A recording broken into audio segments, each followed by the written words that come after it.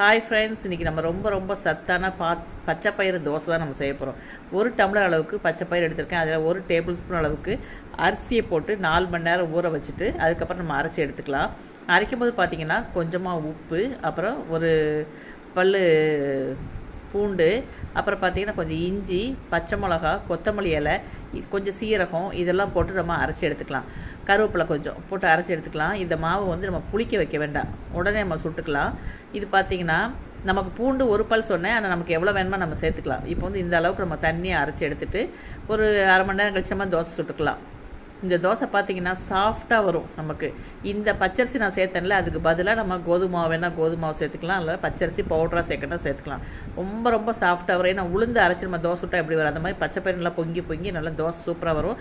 ஆனால் இதுக்கு நம்ம வந்து சட்னி வந்து நல்லா புளிப்பான சட்னி இல்லை காரக்குழம்பு வச்சு சாப்பிட்டா தான் ரொம்ப சூப்பராக இருக்கும். கண்டிப்பாக ட்ரை பண்ணி பாருங்கள். ரொம்ப சத்தானது கூட.